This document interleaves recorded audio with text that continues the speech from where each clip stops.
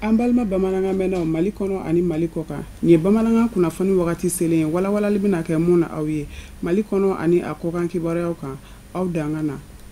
an ka bi bamanankan kunnafoni bɛ dayɛlɛ ni dusukun kamikami ye ka d'a kan Mali jamana cɛmancɛ yanfan binganiya waleya cɛjugu taara ka ɲɛsin o ma kɛrɛnkɛrɛnnenya la Bajangara marabolo a dugu min bɛ ni o ye Sobanɛnkun ye a kɛra ka bɛn ni kari tɛmɛnen na ye Mali jamana minisiri min ka caw ɲɛsinnen don lafasali ma o y'a yira k'a fɔ ko kunnafoni labanw na ko maa 95 olu de bɔnna u ni la maa 19 ko olu tunna k'u tagayɔrɔ ma dɔn wa ko dankari kɛra dantanfɛnw caman na o kadara kɔnɔ jamana ɲɛmɔgɔw ye foliw kɛ badabada dali ala ko nɔgɔya dabagaw ye an b'an kunda Segu marabolo kan kɛrɛnkɛrɛnnenya la yen dugu min bɛ ni o ye Tamani ye Fédération Ansardine Internationale ye kuranɛ kalanba boloda ka sangani ɲinan ziyara ni o ye san 2019 ye k'o kɛ ala wele ka ɲɛsin dabagaw bɛɛ lajɛlen ma ani kɛrɛnkɛrɛnnenya la bɛn ni kelenya ka se ka sabati Mali jamana kɔnɔ Shirifula Jabaraniso tɔgɔra Ali Amidu Badini Fuseni Keita ka se Ibrahim Kulubali ma ani Buya Kulubali olu de ka sɔrɔlenw don an ka ɲɛmada o fɛ Laada do san o san ka bɛn ni Tamani ziyaraba ye alikuranna kala o bɛ boloda silamɛya dɛmɛtɔ Ansaru fɛ Fédération Ansardine Internationale tɔ kɔnɔ bonda min ɲɛsin bɛ karamɔgɔlakaw ma olu jɔ mɛn ni o ye o kadara kɔnɔ alukurannaba kalanna ka jigi siɲɛ 3 ka Dalayilu Khayrati kala siɲɛ 7 Sadakalawul Azimu o n'a ɲɔgɔnna wɛrɛw nin kɛnɛ in bɛ kɛnɛ belebele de yira an na kɛnɛ min don duwawu denya kɛnɛ de don an fa dɔ de tilana an na n'o ye a Seyid a Sheikh Ba Madani Haidara ye ale de tilala an na donc denw farala ɲɔgɔn kan ani balimaw ni sinjiw kana bi Tamani kana duwawu kɛ ale ye ani silamɛ fure bɛɛ lajɛlen mais den min fana kɛra o sababu ye o de ye a Seyid a Sherif Usman Madani Haidara ye o ye an jɛɲɔgɔn ye an baarakɛ ɲɔgɔn don donc ale ye an ka ɲɛmɔgɔ fana ye groupement ɲɛmɔgɔ don Haut Conseil islamique ɲɛmɔgɔ don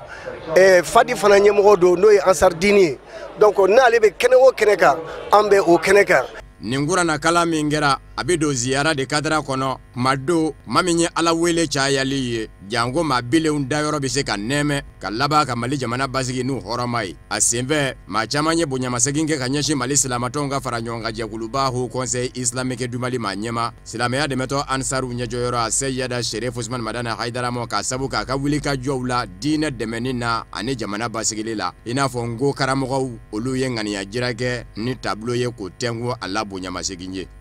chrétien dinɛ ani silamɛ dinɛ an bɛɛ bɔra sun kelen na ni o ye an bɛnbakɛ Abraham ka danaya ye ala kelen pe la ni an ye o faamu ko an bɛ taama balimaya sira kan ni an ye o faamu an bɛ ɲɔgɔn sira taama ka ɲɔgɔn dɔn ni an ye o faamu an bɛ ɲɔgɔn dɛmɛ baara la walasa dinɛ ka baara ye adamaden dilanni ye sira min fɛ o ka se ka kɛ wa an dun bɛ kɛnɛ min ka Tamaniya sɔgɔma in na ko o ye o kɛnɛ de ye k'an hakili to an ɲɛmɔgɔw la an bɛnbaw la an bɔra minnu na k'an hakili to olu la u ka cɛsiri u ka sɛgɛn u ka timinandiya u ye min kɛ alako la ani u ye min kɛ adamadenya dilanni na an ka jamana ɲɛmayaso tɔgɔlama minnu kun bɛ kɛnɛ kan politiki ɲɛma forobatɔ ɲɛma u bɛɛ lajɛlen ye u ka nisɔndiya jira silamɛya dɛmɛtɔ Ansaru ka baaraba kɛlenw kɔrɔ ka laban ka foli kurakuraya ka ɲɛsin Mali silamatɔnw ka fara ɲɔgɔn kan jɛkuluba Haut Conseil islamique du Mali ma ɲɛma a Seyid Sherif Usman Madani Haidara mɔ a ka cɛsiribaw la silamɛya carinni na ani jamanadenw dɛmɛni na ni yiriwa nasiraw dilali ye ka dɛsɛbaatɔw dɛmɛ min bɛ n bolo dɔrɔn o ye foli ye ka foli lase nin kɛnɛ in organiser baw ma Sherif Usman Madani Haidara an'an ka mɔgɔw jamana ɲɛmaaw y'an bila ka na an ka foli lase u ma ka foli lase u ma foli laselen kɔfɛ k'a ɲini u fɛ ka duwawu kɛ jamana ye ka duwawu kɛ jamanadenw ka se ka bɛn Mali ka suma jamanadenw ka bɛn u ka don da kelen fɛ u ka bɔ da kelen fɛ u ka ɲɔgɔn mago to pour que Mali bɛ se ka ja Sherif Madani Haidara o ye Segu ye Sherif Madani Haidara président des leaders religieux o ye Segu ye Sherif Madani Haidara Ansardine Internationale o ye Segu ye Chérif Madani Haïdara, président du Haut Conseil islamique du Mali.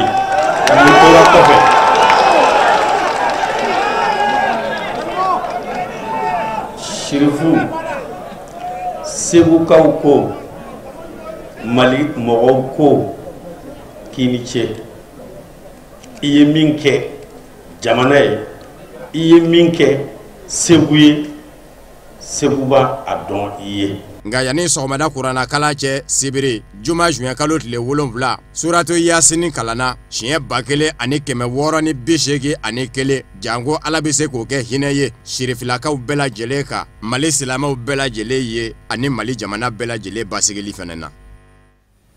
Kumakan ninnu lasera Musa Fɔnba de fɛ. Ali bi Tamani ziyara san 2019 duwawu donba kɛra Tamani kabudon ka bɛn ni sibiri wula yanfan ye min ni o seereyara silamɛ maa ba caman de fɛ. Sirifula ciladenw ka sɔrɔlen don an ka ɲɛmada u fɛ.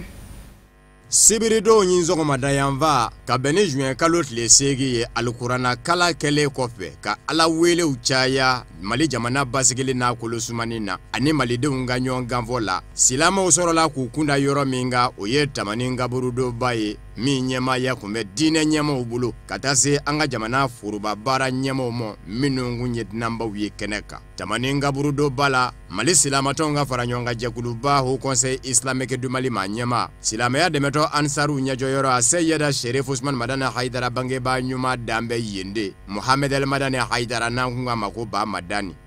An y'a daminɛ cogo min kunu ka na se bi a ziyada k'a fɔ ko jini don aw ni ne an bɛɛ lajɛlen ɲɛ b'o la donc o la an bɛ dugawu kɛ Sherif Usman Madani Haïdara dɔnni min b'a kun ala dɔnni don wallahi ala dɔnni don a y'a ja a b'a ta a m'a ja a b'a ta a nana Haut Conseil kunna cogo min anw b'a dɔn a nana groupe kunna cogo min anw b'a dɔn jɔyɔrɔ jɔyɔrɔ b'a la a dira ma di cogo min anw b'a dɔn ala nana n'a na cogo minnu na ala ka kɛw don ala ka dɔnniw don ala ka mamudu don dɔnni ala k'a ta fo ka d'an ma. N ko nin kɛnɛ in kan muso fɛn o fɛn bɛ yan i ni walanda kan ka bɔ i kan k'i biiri ko muso dɔ de ye nin belebeleba in di Samsu Sumusu ko muso dɔ de y'a di Badru Zamani ko muso dɔ de y'a di Faridun fi ahli zamani ko muso dɔ de ye nin di mais a y'a sɔrɔ ni cogo di ye an kan k'o walanda taɲa wa n'an taara an ka sigi an ka miiri an ka se k'an jija hali n'an ma Madani den ni Basa den ɲɔgɔn sɔrɔ an ka se ka dɔ labɛn min fana bɛ se ka fɛn dɔ dilan du kɔnɔ kin kɔnɔ jamana kɔnɔ. Ni ɲɔgɔnsɔrɔ min bɛ kɛ san o san a bɛ don ziyara de kadira kɔnɔ ziyara min ni ala wele yɔrɔ don maa fatulenw ye ka laban k'a ɲini ala fɛ u hɔrɔma fɛnɛ kama ala k'a nafa wale in yera Muhammadul Mustafa yɛrɛ de la nɛɛma ni kisi bɛ a ye a ka Madina sigi senfɛ fajiri jiginnen ka taa Baki a kaburudo la ka kaburuw yazura. An bɛ kɛnɛ min kɛ ziyara kɛnɛ don ziyara daminɛna a mɛnna dɛ ziyara tɛ sisan ye. Mɔgɔ min n'i bɛ ziyara kɔrɔ dɔn i man ka so a ka f'i kɔ parce que ka d'a kan a bɛ kabini lawale la sisan tɛ dɛ ziyara ye kabini lawale ye an b'a dɔn k'a fɔ n'i ye ziyara ŋaniya siri ka na a la i ka dugawu tɛ bɛn. Ziyara ye alabato kɛrɛnkɛrɛnlen ye a kiiti de ye sunna musahaba fil islami ala kɛra ka sunna don sunna min n'a kanunen don alisilamɛya la. Ni ayiwa ɲɛnama ye su ziyara su bɛ nafa sɔrɔ ɲɛnama na ɲɛnama fana bɛ nafa sɔrɔ su la ala kɛra balon'o kan fatur'o kan. Ɲinan ziyara a kɛra jamako da ye maaw bɔra Tamani fa bɛɛ fɛ a lamini bɛɛ la ani Mali fa bɛɛ lajɛlen ka fara diinɛ ɲɛmaw ni laadala ɲɛmaw kan. N'i ye mɔgɔ nisɔndiyalen bila ka tasuma fiyɛ a daji b'a faga. Tamani Sherifu Janginɛbugu Sherifu ala maa da a bɛ to mɔgɔ kelen min bolo Janginɛbugukaw ko ala n'an ma kuma vraiment an bɛ kɛ fitiriwale ye n'i bɔra diɲɛ yɔrɔ o yɔrɔ Aidara bɛ Bangɔni na Bangɔni yɔrɔ jumɛn Janginɛbugu kurukɛrɛ la ala dugutigi min bɛ yen a y'a wasa don ne Fuseni Watara ni Dɛnba la an ka na foli kɛ vraiment nin ziyara kɛnɛ kan. Karamɔgɔ Nɔsido an ye dɔ ye bi n'o ye denmisɛnnin min ni a commencera ni n'olu ye kuma lamɛn a ye baara min kɛ n'o ye kalanyɔrɔ ye ani lase min sera ni minnu y'a mɛn n'olu b'a lase u denw ma an b'a dɔn sini Mali jogo ɲuman bɛ caya ka tɛmɛ a jogo jugu kan n'o kɛra sonyɛni bi ban n'o kɛra nanbara bi dɔgɔya n'o kɛra laadiya bi bonya o kɛra jamana o jamana o jamana taa ɲɛ. Jate sera ka bɔ maa hakɛ min ka k'o ta ka sabu kɛ maa caya ye a bɛɛ tɛ se sɛbɛ sɛbɛnnikɛlaw y'a jira k'a fɔ maa ba 83 ni 871 ani 1 o la cɛlaka bɛ bɛn maa ba 45 ni 200 ni 43 mɔ an balakaw ye maa ba 38 ni 8 ni 600 ni 28 ka bɔ jamanaw minnu kɔnɔ n'olu sera ka sɛbɛ Mali, Burkina, Konowari, Senegal, Congo Brazza, Cameroun, Nigeria, Algérie, Togo, Gambie, Chine. Ama ladɔniya k'a fɔ tamani ziyaraba kɛnɛ ka ɲina kari 132 sotarama 185 ani 25 mobili personnel 417 mobiliba 158 bɛɛ ni 29 jikanguru 40 wotoro 120 motoba 9 ni 420 katakata ni 150 nɛgɛso 306 ka fara sinatamaba 9 ani 142 ka olu de yera ziyara kɛnɛ kan sɛbɛnnikɛlaw ka jate sera ka min sɔrɔ dugawudo kɛra ka ziyara kuncɛ an bɛ jɛ ka dugawudon kɛ san 2020 ziyara ala k'o jira an bɛɛ lajɛlen la ka laban k'a nafa ni bato kɛlen ninnu bɛɛ lajɛlen ye. Amina yarabi. Alibi ameto segukaw fe tamani ziyaraba in kɛnɛ kan Shirifula ciladenw ka wulikajɔw sera ka min sɔrɔ Tata Ture an'a ka jatala Abdulaye Sogodogo ka samalenw na an ka ɲɛmada o fɛ.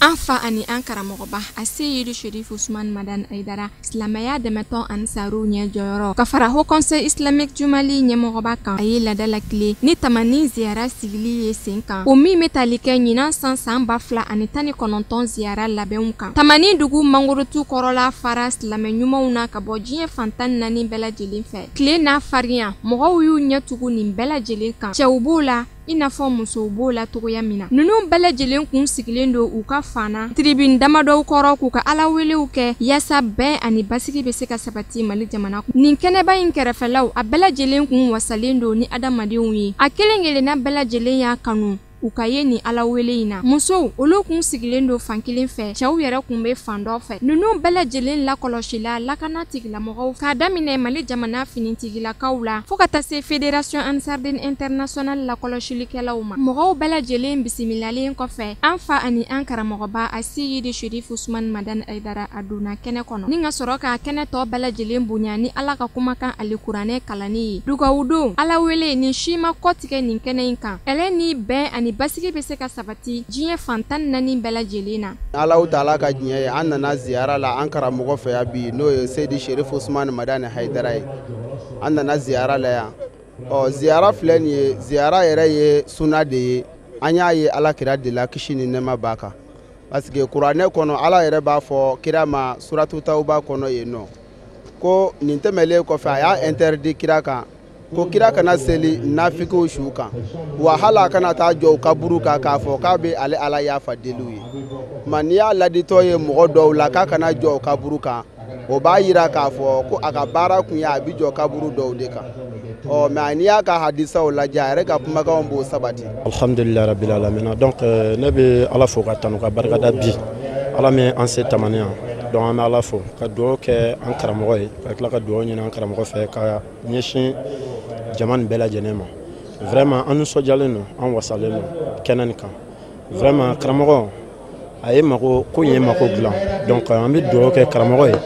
san 64 caman bɛ Ala k'o yira an na la Ala ka kɛnɛ to an kɔrɔ sijan si barikama kɛnɛya lafiya Ala ka dan ni karamɔgɔ karamɔgɔ yɛrɛ ka hamina ye fɛn min ye diɲɛ ni lahara Ala k'o dilan n'a ye. Nin kɛnɛ in kɛra kumada ye ziyaradenw ma u k'u ka wale ɲuman dɔn kɛ ka ɲɛsin silamɛya dɛmɛtɔn Ansaru ɲɛ jɔyɔrɔ ma ka fara a ka denbaya kan ni ka sɔrɔ ka laban k'u ka nisɔndiya yira ni ziyara yɛrɛ labɛn kɛcogo ɲuman sabatili ye ka daminɛ olu ziyaradenw kunbɛnni na ka taa se kuranɛ kalanni ma ka fara dugawudon kan ka ɲɛsin Mali jamana ma yanni k'u bɔ kuma na hakilina jigin kama u ye bɛn ani kelenya ɲini Mali jamanaden bɛɛ lajɛlen fɛ ani koto ɲɔgɔn ta la yaasa Mali jamanadenw bɛ se ka balo hɛrɛ la ka sɔrɔ si ka tɔɔrɔ ma se si ma. Dakuruɲɛ caman tɛ yen n'i ko ko nisɔndiyabatɔ k'a ka tasuma fiyɛ n'a nuji ma fa daji b'a fa an bɛ nin kɛnɛ kan yan nisɔndiya la bonya n'a karama na ka se jɔnni ma an karamɔgɔ an ɲɛjɔrɔ Ba Madani de Basan Tarawele de Seydi Sherif Ousmane Madani Haidara san o san ni ne yɛrɛ Alasani Saraba ye ne yɛrɛ bɛna Tamaniya ne bɛ deli ka don kurun kɔnɔ Segu kana yan a bɛ siɲɛ 5 bɔ ne kana ziyara kɛ Tamaniya a bɛ san 20 bɔ n fari ma fa n ma seliya wa n tɛ ɲinɛ n bɛ karamɔgɔ kanu na n bɛ karamɔgɔ den kanu na wa n lɛri mun ta ni n ka du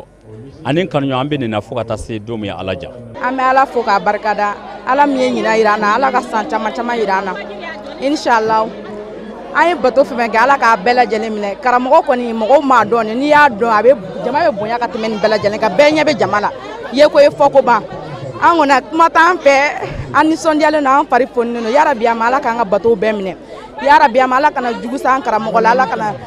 jugu dogori ni bangena yarabi ama Ala k'a bɛɛ lajɛlen malo a ye ka aw ladɔnniya ka fɔ ni Ala wele kɛnɛ min kun cɛlen filɛ nin ye kɛnɛ wɛrɛ tugura la o sibiri don kelen min n'a kɛra Tamani kaburudon na ni mɔgɔ kelen ninnu ye kokura jɛkulu min bɛ wele ko MEM a bolofara min bɛ sigida 5nan kɔnɔ u ye kalanbulon dɔ sigi sen kan kɛrɛnkɛrɛnnenya la safinɛji dilancogow kan o kalan kuncɛliw kɔfɛ u ye dɛmɛ kɛ ka ɲɛsin misala kɛnɛyaso ma nin baara ninnu bɛɛ kɛra ka bɛn ni sibiri tɛmɛnen na ye garantigibukaw fɛ Sherifula Jabaranso tɔgɔ la Samayira Sanogo de tun bɛ a n'a ka jatala Sedu Ɲare an ka ɲɛmaadaw ka sɔrɔlenw fɛ ni sɛbɛdi baara ninnu bɛ dan sigi san kelen kalanbulon la min kun dayɛlɛla ka ɲɛsin musow ma walasa u ka se safinɛji dilan degi ye ni baara minnu musaka bɔba kɛra Sheikh Haruna Sankare ale min ye Mouvement pour l'Union des Maliens ɲɛmaaba ye bɛ don kadira kɔnɔ minnu bɛ se kɛ sababu ye ka musow degi baara caman na walasa u ka se ka mako dilan o yɛrɛ ye bi wele kun ye mun ye dɔrɔn ka an ye musow degilenw kɛ safinɛji dilan na ka se ka o bonyamasegin kɛ u ye ni papier dɔ ye k'a yira k'a fɔ u ye baara min kɛ o baara in ɲana bi sigi kun y'o ye safinɛji dilanni mun kɛra fɛnɛ ka tila k'o ta k'o kɛ dɔn ye an ka dɔgɔtɔrɔsow ye n'u bɛ se k'u ka dɔgɔtɔrɔso ko n'a ye ka sanuya i n'a fɔ an ka association yɛrɛ ye mun fɔ ɲɔgɔn dɛmɛ an ka ɲɔgɔn dɛmɛ n'an ye ɲɔgɔn dɛmɛ n'anw ye nin feere sisan an bɛ dɔ sɔrɔ mais n'an y'a du fɛnɛ ma baraminatɔ minnu bɛ taa n'u b'u ka yɔrɔ ko n'a ye ka sanuya olu bɛ don hɛrɛ la ka bɔ hɛrɛ la o ye dɛmɛ dɔ de o de y'an bila la Mouvement pour l'Union des Maliens ɲɛmaaba ale ka nɔrabila kɛnɛ a ka kɔrɔfɔw la a y'a ka nisɔndiya yira kosɛbɛ ni ka laban ka bonya ani waleɲumandɔn ta k'a ɲɛsin u ka coordination min bɛ sigida 5nan na Bamakɔ faaba kɔnɔna na ka kɛɲɛ ni a ka cɛsiriw ye minnu sen fɛ o sera ka nin baara in ɲɛnamaya a kɛra k'a fɔ a ka kɔrɔfɔw la ko u ka dɔ fara u ka cɛsiri dɔnniya minnu filɛ ni o y'a sɔrɔ walasa mɔgɔ caman bɛ se bɔ o nu ma baara minnu kɛra ne y'a ye k'a fɔ baara ɲuman don parce que u ye initiative ta commune 5 na an ka tɔnden minnu bɛ yen ka musow fara ɲɔgɔn kan k'u dege safinɛji dilan na donc o bannen o kuncɛli la u ye sɛbɛn de d'u ma mun b'a jira k'a fɔ u degera baara min na u b'a ɲɛdɔn u bɛ se k'a waleya donc an kun b'o kɛnɛ de kan surtout safinɛji yɛrɛ min dilanna u ma tila u yɛrɛ ni ɲɔgɔn cɛ u y'a ta k'a di an ka kɛnɛya tigilamɔgɔw ma minnu ɲɛsinnen don ma a kɛlen ko ka safinɛji carton 30 bisimila kɛnɛyaso min bɛ misala olu ka médecin chef a ye foli ani waleɲumandɔn ta k'a ɲɛsin Mouvement pour l'Union des Maliens mɔgɔw ma ka kɛɲɛ ni o ka ŋɛniya ɲumanya ye k'a ɲɛsin olu ma janko a ɲɛmaaba Sheikh Haruna Sankare bon vraiment dɛmɛ in kɔni a ye c'est-à-dire ça m'a touché a ye n touché kosɛbɛ parce que surtout ni dɛmɛ sugu yɛrɛ ni ye an siɲɛ fɔlɔ ye ka jɔ dɛmɛ in kɛnɛ kan vraiment ko in a kɛra ne la ko balilen ye tiɲɛna ne kun sigilen t'a kan mais wula in na vraiment n nalen kɛnɛ in kan tiɲɛ yɛrɛ la n bɛ Ala fo ka Ala barikada ka Haruna n'a nɔfɛmɔgɔw vraiment k'u fo k'u barikada c'est à dire Ala k'u dɛmɛ u ka kɛta la hali bi muso 70 de gɛrɛsɛgɛ donna ni safinɛji dilan baara ninnu na minnu labɛnna Mouvement pour l'Union des Maliens mɔgɔw fɛ o min depuis a sigina sen kan san 2016 a ka laɲinibaw ye ka dɛmɛ kɔtigɛbali ta ka ɲɛsin maaw ma seba tɛ minnu ye ani ka wulikajɔw caman kɛ ko bɛna bɛn keleya yafaɲɔgɔnmaw bɛ se segin ka sinsin ba Maliba kɔnɔna na AJPM tɔndenw ye waleɲumandɔ kɛ ka ɲɛsin sirakow ɲɛnabɔyɔrɔ ɲɛmaa ma ni o ye Adama Tarawele a lajɛrɛ in senfɛ Adama Tarawele yɛrɛ teriw ka se a balimaw ma olu bɛɛ lajɛlen nin kɛnɛ in seereya Sherifula Jabara ni so tɔgɔ la Mariétou Diallo de tun bɛ a n'a ka jatala Samba Traoré an ka ɲɛmadaw ka sɔrɔlenw fɛ. Ko dugubila ka fisa ni ladawuli ye. Association des jeunes premiers du Mali olu ka sugandili bɛnna adamaden ma ni sen ni ka jɔnjɔn ta k'a d'a ma ka sabu kɛ a ka fasojɔ baara ani a ka baarako ɲuman na a ka cakɛda la. Bon Araman Traoré sugandira ko mun na a ka baara a bɛ faso baara mun na a y'o kɛ ka ɲɛ di an y'a jateminɛ a kɔfɛ a tɛmɛra service da fɛn fɛ ka na se bi ma direction nationale de la route ma an y'o de jateminɛ a ma foyi kɛ ni ɲɛli tɛ tiɲɛni kɔni tɛ a ye baara o baara kɛ a y'o kɛ ka s'a dan na fo ka na se bi ma hukumu kɔnɔla de la an y'a ɲini ka Araman Traoré yɛrɛ yira Mali autoritéw la k'a dɔn baarakɛla kelen-kelenninw bɛ jamana kɔnɔ minnu bɛ jamana fɛ minnu bɛ jamana ɲɛtaga fɛ. Bon an ye attestation de reconnaissance di ka prix de la population di ka tableau de mérite d'a ma ka médaille d'a ma ka ciwara d'a ma c'est-à-dire Arama bolongon 5 de b'a la a m'o ta Maliko la a ye bolongon 10 de ta ko ɲɛsin Mali ma ko Mali ka taa ɲɛ Mali ka jɔ Mali ka baara numan bolo t'a la Maliko la kini bolo de b'a la bon n'o kɛwale b'i la an kana to o tigilamɔgɔ ka sa a salen kɔfɛ k'a sukasi kɛ donc an ka fɛn dɔ kɛ a ɲɛnama ɲɛna o ka fisa a taalen kɔ k'a y'an bila ɲɛnafin na Mali autorité tɛ se ka bɛɛ ye u tɛ se ka baarakɛla bɛɛ ye baarakɛla ka ca kojugu services ka ca Mali baarakɛla ka ca bon fo mɔgɔ ka sɔrɔ kɛrɛfɛ mun b'u yira autorité la ko karisa bɛ baara la nin yɔrɔ la a y'a seko kɛ jamana ka hakili to a la. Adama Jara yɛrɛ ye nisɔndiyalen kun don ka d'a kan nin tasi bila in ka ɲɛsin ale ma a diyara a ye wa a bɛn'a ma a ye association des jeunes premiers du Mali fo k'a barikada ni ka sɔrɔ ka welewele da kɛ ka ɲɛsin Mali baarakɛla bɛɛ lajɛlen ma cogo min na halisa diɲɛma ka ɲɛbɔ an ka jamana fɛ. Bi kɔni ye ne bolo dɔnba ye parce que Ala latigɛ ka médaille sɔrɔ ka bɔ association des jeunes premier du Mali tɔgɔ la o y'u ka laɲini minnu kɛ o ye ɲinini minnu kɛ o taara bɔ a kan k'a fɔ ko ne de san 2018 baarakɛla ye min ni médaille ka kan donc o y'a di ne ma a kɛra n bolo bonya ye a kɛra n bolo karama ye n b'o fɔ la kosɛbɛ an b'a fɔ maliyɛnw ɲɛna an ka da an yɛrɛ la parce que an bɛ yɔrɔ min na bi mɔgɔ si tɛ se ka fɔ ale yɛrɛ ye nin ye ale yɛrɛ dan ye nin ye tant que an ma da an yɛrɛ la an tɛ se k'o fana dɔn mais n'an dara yɛrɛ la an bɛ baara kɛ a kɛcogo la o la n'an ye baara kɛ a kɛcogo la o kɔrɔ de an bɛ ka faso dɛmɛ a k'an dɛmɛ parce que an yelen bɛ ɲɔgɔn na ni fasodenw bɛ ka baara kɛ a kɛcogo la jamana bɛ se ka fasodenw dɛmɛ mais ni baara tɛ ka kɛ a kɛcogo la contraire ka gɛlɛn donc o de kosɔn n b'a ɲini fasodenw bɛɛ fɛ maliyɛn bɛɛ fɛ o ka jija o ka faso dɛmɛ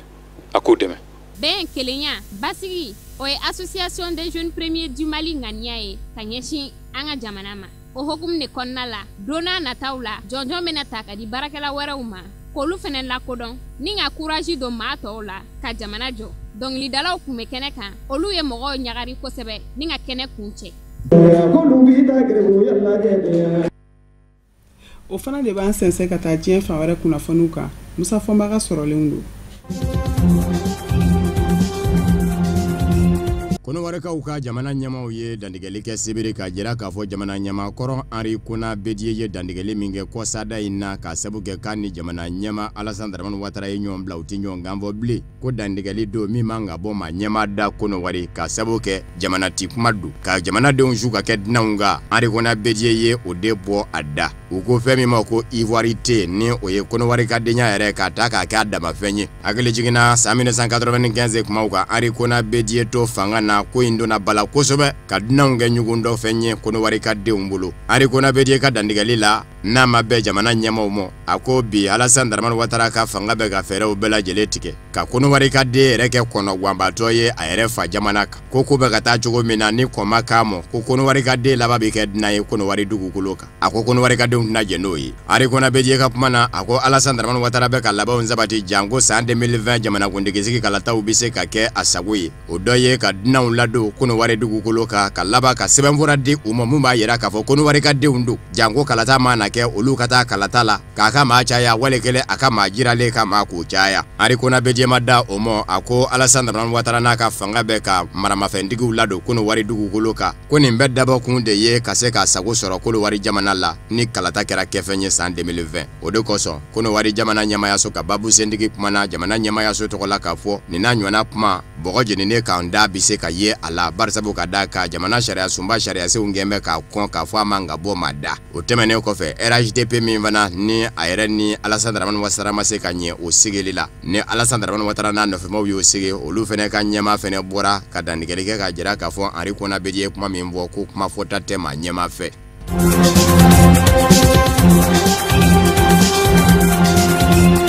Kongo Kinshasa jamana ma ɲɛmɔw kɛlen k'a mɛn k'a fɔ Bani Israila jamana lakana jɛkulu kɛrɛnkɛrɛnnen baarakɛla kɔrɔ dɔw kun dankun bɛ jamana ɲɛma kɔrɔ Joseph Kabila fɛ ka bila fangasinamatɔ ɲɛmɔw la k'u bɛlɛn k'u ka gundow dɔn jango a ka fɛrɛ u mɔ espionnage fangasinamatɔw sɛbɛkɔrɔ tɔɔrɔ la. Kunnafoni sonsa ko a wulila diɲɛ fɛ Bani Israila kunnafoni diso dɔ de don k'a fɔ siga t'a la tuma min na jamana ɲɛma Joseph Kabila bɛ fanga na san 2015 kumaw n'a ka kumaw dafara nka bɛ k'i murukuru ndakoya kalata tɛ ka se ka labɛn ko kuma ko a ni Bani Israila lakana jɛkulu kɛrɛnkɛrɛnnen service de renseignement baarakɛlaw kɔrɔw bɛna ni ka fangasinamatɔ ɲɛmaw nɔbɔ u yɛrɛw ɲinɛmɔ. Kɔrɔfɔ ye mɛnɛ fangasinamatɔ ɲɛmaw fɛ u y'a yira k'a fɔ jamana ɲɛma Joseph Kabila kan ka fɛn fɔ u ye nin wale kan k'olu tɛ se k'a faamu cogo si la. Jamanadenw dɔrɔlen don lakanabaliya bɛ jamana kɔnɔ kuma bɛ jamanadenw na jamana ɲɛma ma se ka baara wɛrɛ sɔrɔ k'o kɛ fɔ ka fangasinamatɔw nɔbɔ ni Bani Israila lakana jɛkulu kɛrɛnkɛrɛnnen service de renseignement cakɛlaw kɔrɔw ye k'a tɛ se ka faamu.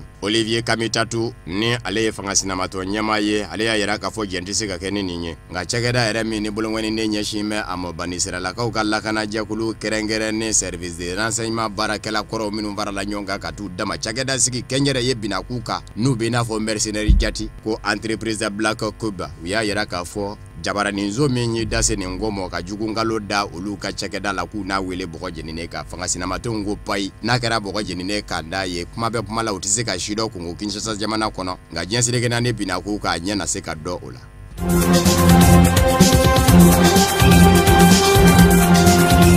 Sudan jamana kono dimanche wele blale kundo jamana de bema ko beki murukuru ndakoya ka toso mashi kana barake ukama ko désobéissance civile a kɛra dimanche ngama kunje here la barsabu kadaka manani nyona bonena anina lakana tigilama o kerengera ne nyana surasi la ka minnu bɛ fanga na bi n'u b'a fɛ cogo bɛɛ lajɛlen la furanjɔrɔ fanga in ka to u ka bolo ka u tɛ ka musala hakɛ u ni manana masumalenw ni ɲɔgɔn cɛ bilen furubato ɲɛmaw minnu ni u kun bɛ sigila u bɛɛ ka don u tula ni mugu ni kisɛ ye baarakɛlaw ka labasajɛkulu association des professionnels soudanais o de kun ye wele da ka ɲɛsin jamanadenw ma ko dimanche ko bɛɛ lajɛlen k'i murukuru ndakoya maasi kana bɔ wa ntɛnɛ bi kɛ a la dɔgɔkun tɔ bɛɛ lajɛlen bi k'a la fɔ ka taa fɔ don min na surasiw seginnu kɔ ka fanga in di olu furubatɔw ma u ka jamana labaara kabini sebere Sudan jamana kɔnɔ faaba la kɛrɛnkɛrɛnnen ɲɛna Khartoum butigi caman bɛ olu datugulen kun don maaw kɔnɔ k'a datugu barisabu ka da ka maa t'a girin kuma dɔn a fɔra ko dimanche a ka daminɛ nka kabini sebere dɔw kun y'u taw dugu.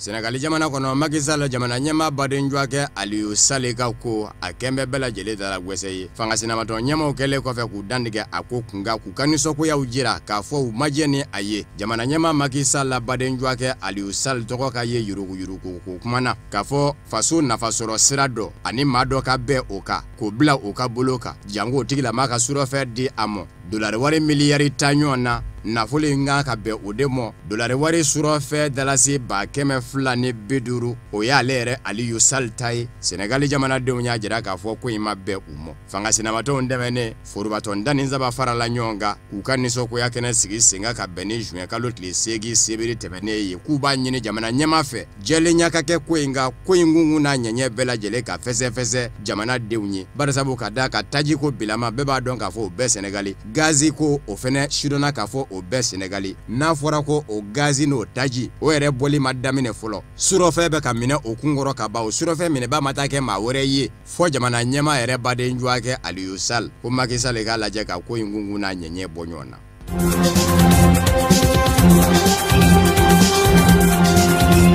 Liberia jamana de minnu bɔra ka nisɔngoya taama boloda juma tɛmɛnen ka ɲɛsin jamana ɲɛma George Weah Ndolatila kɔrɔ min sigin bɛ jamana kunna bi u ye kangari gwɛlɛn da ye k'a fɔ kalo kelen de b'a bolo laɲiniw minnu kɛra u fɛ a ka laɲini bɛɛ lajɛlen dafa n'o tɛ a n'u kun k'a mɛn nka gafe min n'u ye sɛbɛnni k'o kɔnɔ k'u kuma fɛ k'o di jamana ɲɛmayaso tɔgɔ la nɔnabilamɔ lakana tigilamaw donna u tula k'u caca nka o y'a sɔrɔ u ye nisɔngoya taama in kɔni kɛ ka ban u kun ye wele wɛrɛ da k'a fɔ ntɛnɛn juin kalo tile ta u bi bɔ ka nisɔngoya taama wɛrɛ boloda laɲini tɛ dɔwɛrɛ ye maa minnu bɛ ka dunkojuguya kɛ Liberia u ka wele bɔgɔ jeninen kan siya woloma kɛlɛ min kɛra sababu ye ka maa caman fa Liberia a kiiribulon sigira sen kan CPI la n'o ye diɲɛselikɛna ni setigi jamanaw ka kiiribulon ye nka Liberia jamana mago bɛ u yɛrɛw ka kiiri la a ko kun kan minisiri min bɛ wariko kunna Liberia gouvernement kɔnɔ a ka wuli ka bɔ a jɔyɔrɔ la ani Liberia warisoba ɲɛma ale fɛnɛ ka wuli ka bɔ a nɔ na.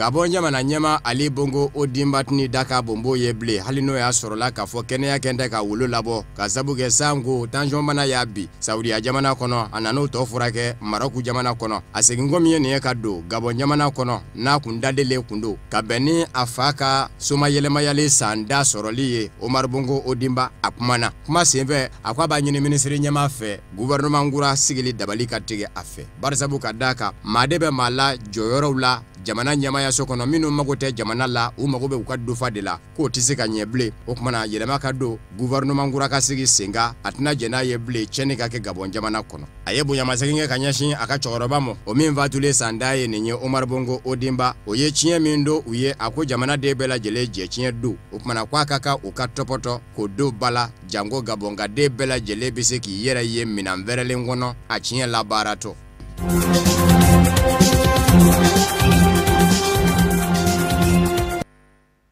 O de fana bɛ dan sigi bi bamanankan kunnafoni sɔrɔlenw na minnu labɛnna kunnafonidiso ɲɛmayaso fɛ ka bɛn ni kuma in ye aw ni ce a ka ɲɛmadaliw la a k'an bɛn sini ni waati kelen in na.